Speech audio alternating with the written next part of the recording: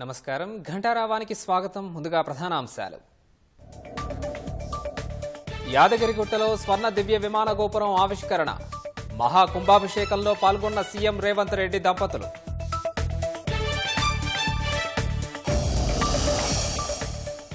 SLBC సొరంగంలో లభ్యం కాని 8 మంది బాధితుల ఆచూకీ. చిక్కుకున్న వారిని పిలుస్తూ స్పందన కోసం రెస్క్యూ బృందాల యత్నం.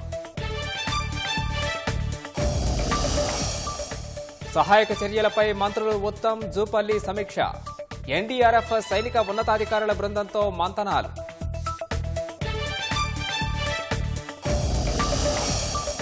రాజలింగమూర్తి హత్య కేసుకు భూ వివాదమే కారణం. కంట్లో కారం చల్లి కత్తులతో పొడిచి చంపారని పోలీసుల వెల్లడి.